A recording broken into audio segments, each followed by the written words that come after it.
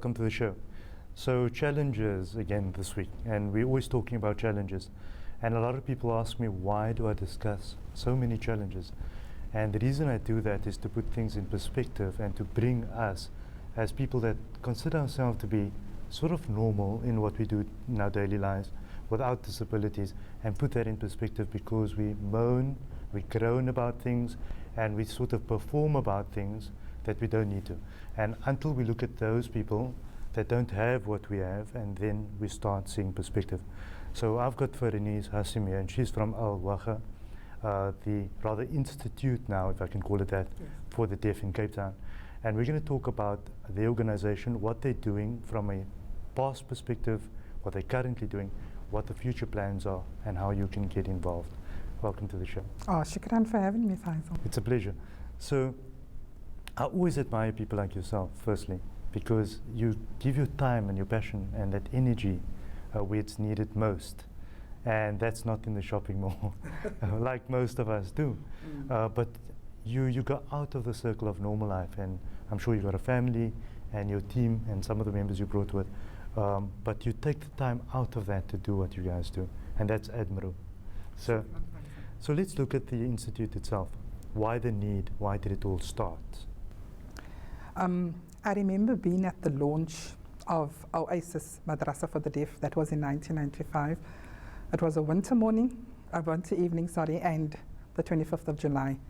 Now, for me personally, it meant looking for a madrasa for my deaf nephew.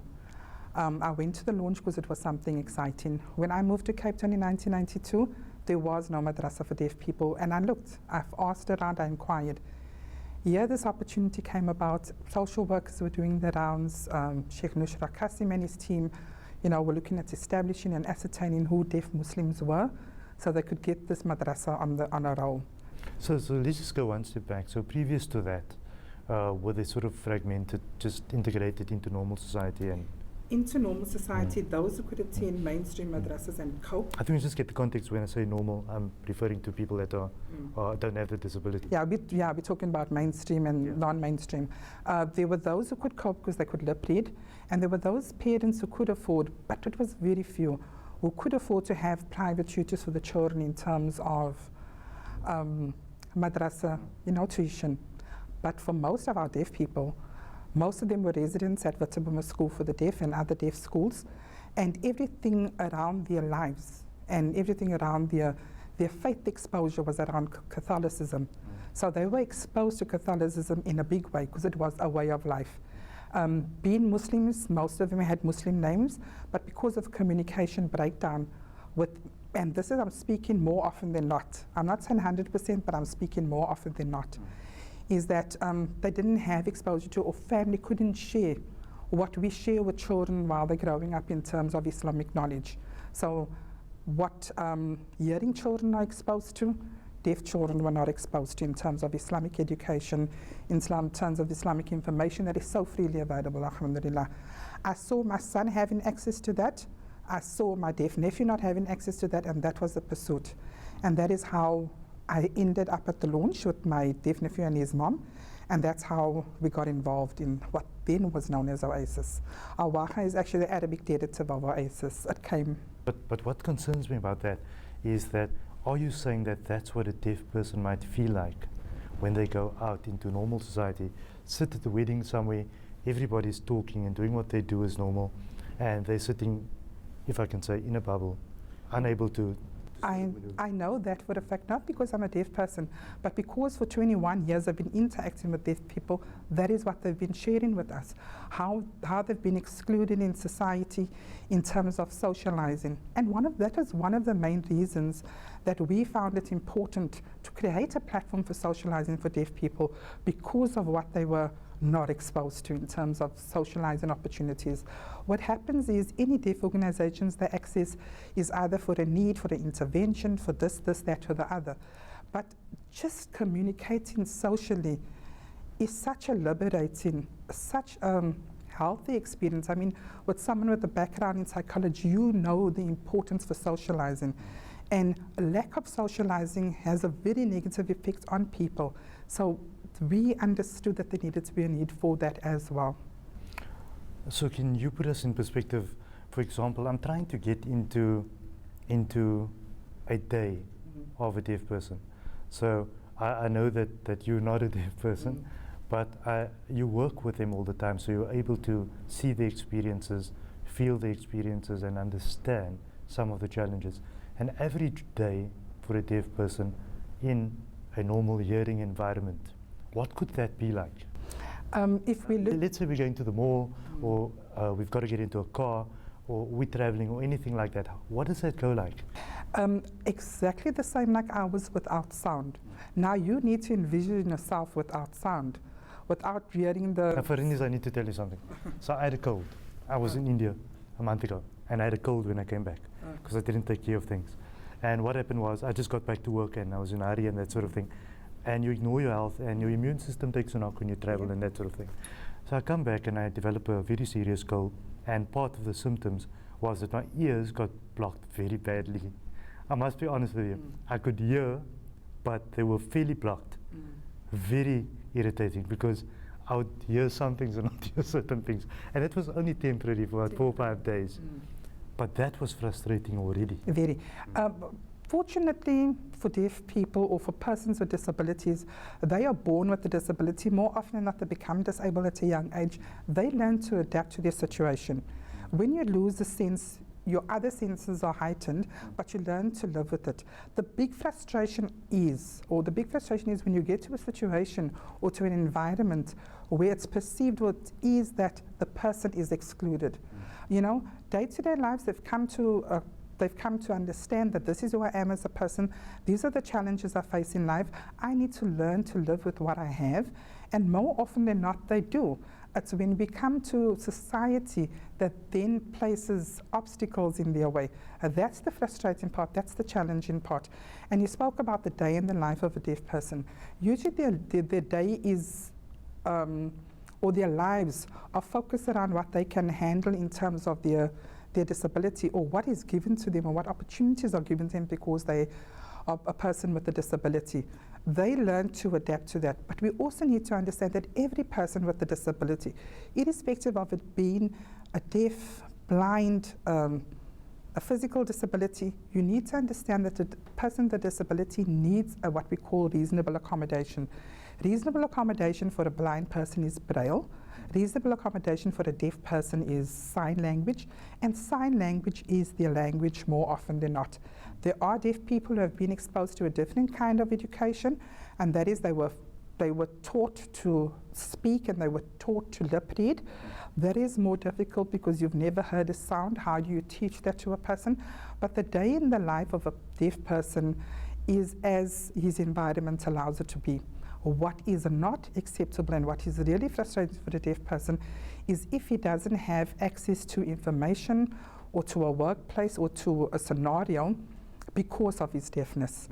And that is where reasonable accommodation comes into play. The society or environment being able to accommodate a deaf person if they need that accommodation. So that brings me to the next aspect, and that was I wanted to discuss stigma. And I think that with anything in life and any disorder or disability, we have different types of stigmas attached to different aspects. So with deaf people, I think there are definite stigmas, and stigmas are sometimes as a result of low education in a specific field within a certain sector of the community. So is the community being educated as to how to handle these issues when they encounter someone that's deaf? What are some of the stigmas involved with deaf people? Because remember, stigmas can be a hurtful thing. So this means that someone acts a certain way or behaves a certain way towards you because they have a misconception of your disorder or disability, and that can be hurtful. The first and foremost thing, and if there's nothing else that people take away from this program but this one statement, I'll be happy that this program had an impact. We need to do away with that saying deaf and dumb. Because never thought about it, but very interesting. Yes, that's the greatest stigma. We can speak on for hours on the others as well, but there's one message that I need to get across to people, that there's no such thing as deaf and dumb. Okay with the deaf part? Okay with the deaf because that's what they are. Correct, yes. But dumb has, in the English language, if you look up the word dumb, it means stupid. Well, by general perception, the word dumb means you don't understand too. So not hearing is one thing, but not comprehending is another aspect. That's the thing. Yeah. Now, there's nothing wrong with the word mute or cannot speak, but and deaf people have an issue with dumb. But they don't have as big an issue with the saying dumb than what we do that has been working in the field, because they've just come to accept that's what people call them, and this is what they do. But what does that mean? I don't have hearing and I can't speak. But that has nowhere near my head that says I don't have anything within my head. Of course. The dumb thing comes from, sorry about that, Faizal, the dumb thing comes from, and your education that they've been exposed to, that has got, they may not have had the same mainstream education that non-disabled people have or mainstream schools have, because that's what the curriculum setup that they have at the schools. Their school year is an 18-month school year. Many years ago, people who developed the curriculum for deaf children thought that this is all they have the ability to do. And that in itself, from the offset, was an injustice.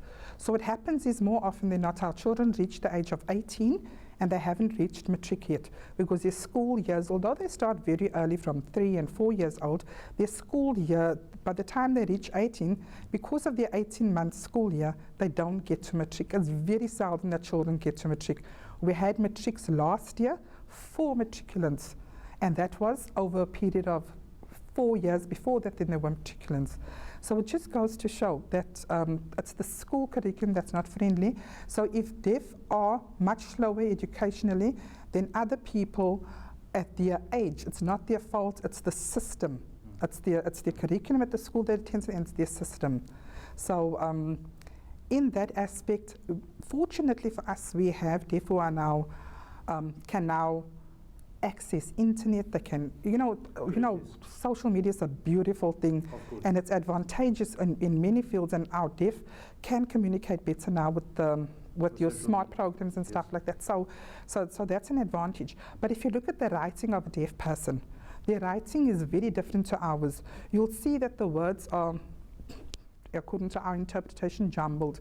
But the grammatical structure in sign language, remember sign language is a language on its own. It's not. That's interesting. I never thought about it that way. Yeah, because the grammatical structure of sign language is different to our grammatical structure of English. In English, we have subject, verb, and object. Yes. Like, I'm flying to Cape Town on Friday. When we do it in sign language, I'm not going to say I'm flying to Cape Town in sign language. For example, it will be me flying. Friday, Cape Town. Very different. Interesting. So that's very interesting. Yes, so the grammatical structure is different. So when they do write a WhatsApp message or whatever, or they write a letter, people will say, but is this an adult writing this? But it's not because of they dumb. Correct, yes. Or that's what the education level has exposed them to, one, and that's because they think in the structure of sign language and not in the structure of English. I think in the broader sense of society, I think that generally, especially now in 2016, we need to deconstruct the society. The fact that this world is comprised of various people and different people, and not everybody has all the abilities that we expect people to have. And I don't know, that there's something in me that just says, I cannot understand sometimes why is it that we just, when we look at somebody that's an albino or somebody that is blind or deaf, why in 2016 are we still at that point that we need to stay or we need to make comments? I had these Down syndrome children on the show recently, and there's comments about them when they're in the mall. We need to get past that. But Faizal, those are learned stigmas. Those are learned stigmas because put children in a group. They handle race and disability with an aplomb. 100% right. You're 100% Stigma right. comes from adults, so stigma is not something that is there. Stigma is learnt, and that is learnt as people get older, and that's because of ignorance. So we need to take this one step back in history, and that is to, at the development of a child, for example, maybe between the ages of perhaps 5 and 20 or something, we need to get them to integrate at those stages, because if they do there, then there's nothing unusual to look at when you see somebody that has a disability. The child learns from the parents, the child learns from the adults in the environment. If they're exposed to negativity, if they're exposed to criticism, if they're exposed to judgmentalism, that's what they're exposed to, and they learn it later on in life. A child is born with the most beautiful, open personality, most accepting personality, and fitra, alhamdulillah. And they do that, and that's how they live themselves out. Put them in a group and they look past everything, be it race, color, creed, disability, whatever it is, they work through it and they find a way. If we really want to look for the best practices, if we really want to see how society should act and should be and must be, look at the way children conduct themselves in a natural environment. We can learn lessons from the purest, alhamdulillah. 100%. But like I said, the stigma does not come from children, it comes from adults. Unfortunately, those children who are in a pure state are exposed to the negativity of adults, and that is what they then take further on. Correct, yes. Moving one step forward with the Institute, and I'm calling it Institute for now. Please. So, looking at your daily operations, so tell us about an average day. What are some of the challenges that you experience in that day? And what does the program look like for someone that's actually staying with you guys? Okay, what happens is that we have people who live their lives and they come to us madrasa on a Sunday.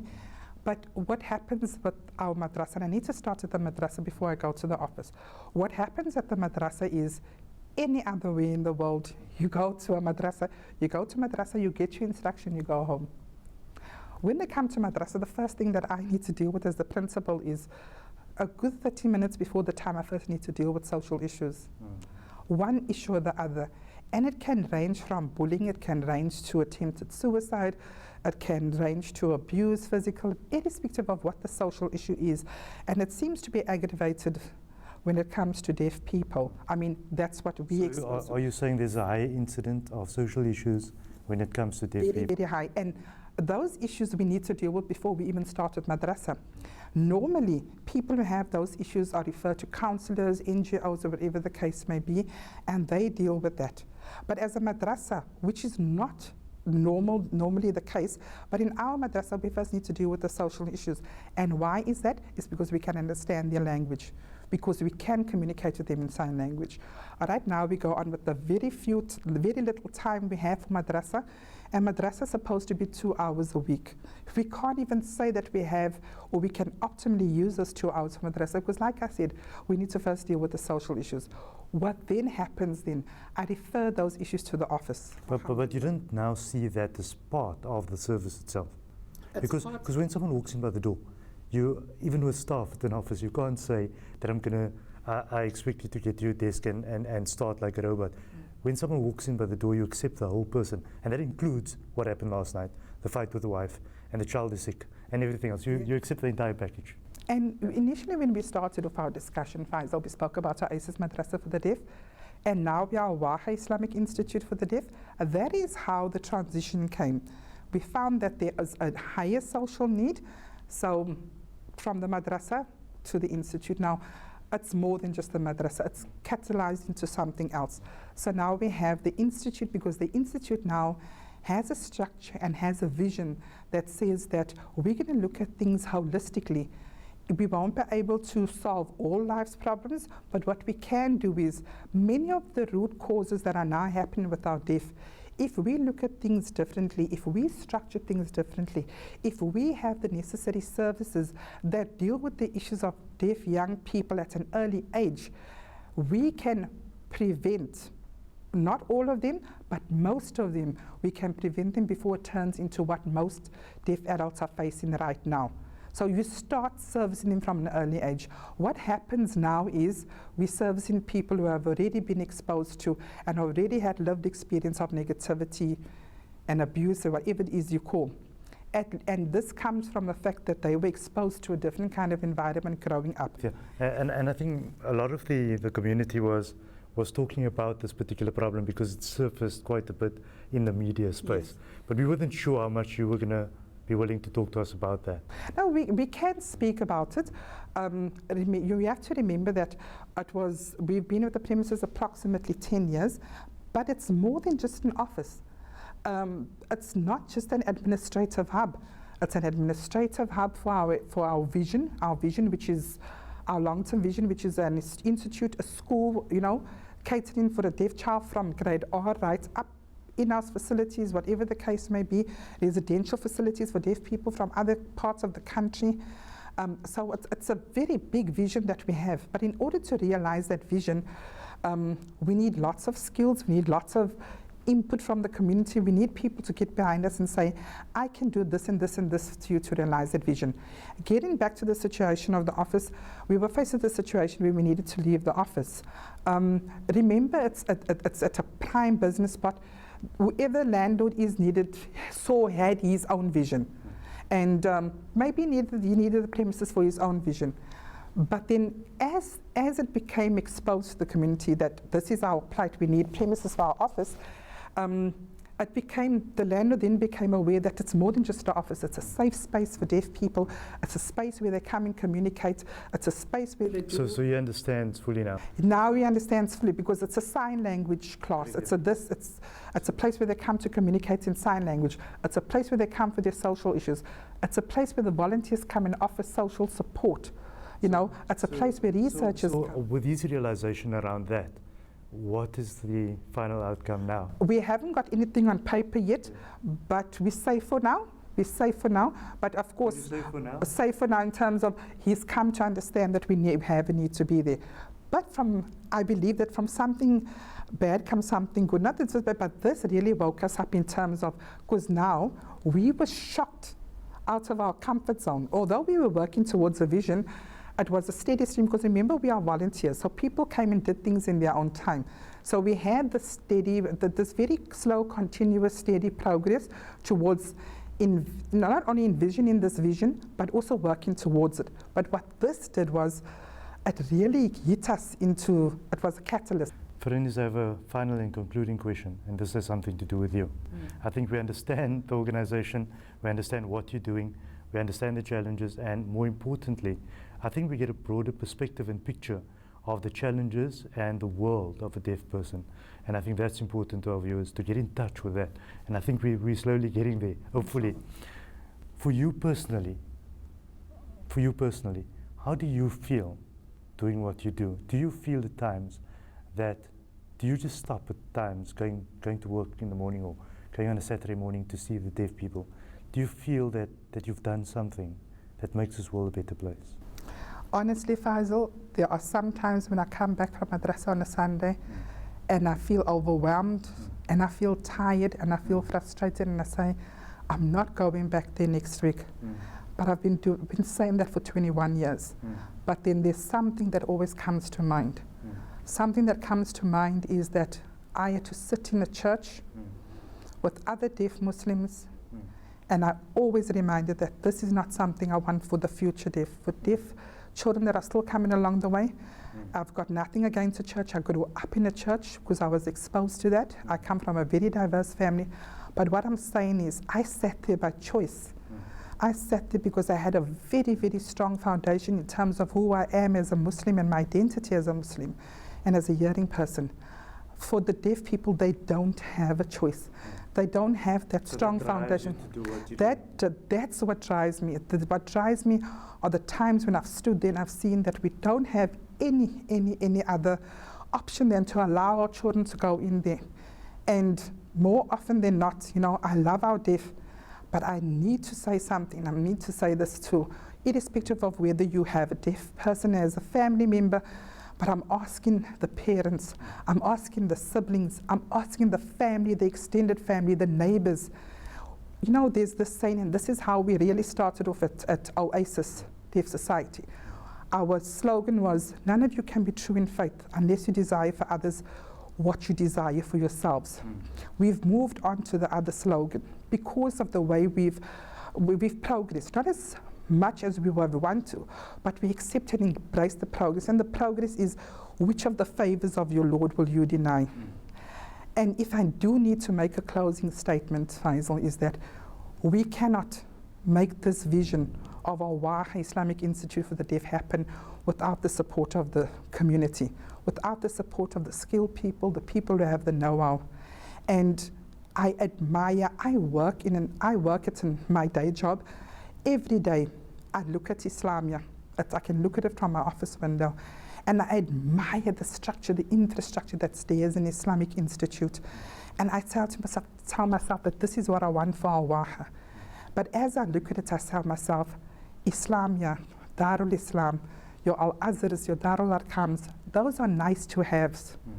But Islamic Institute, our Waagah Islamic Institute for the Deaf, is a must-have.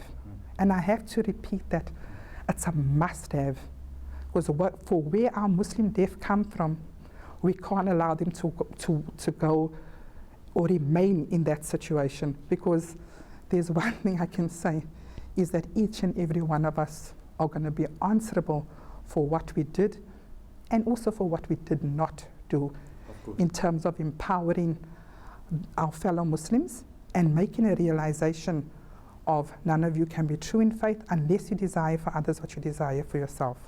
Faranese, and she's obviously from an institute that you can see, and as you've heard, does a lot for our deaf people.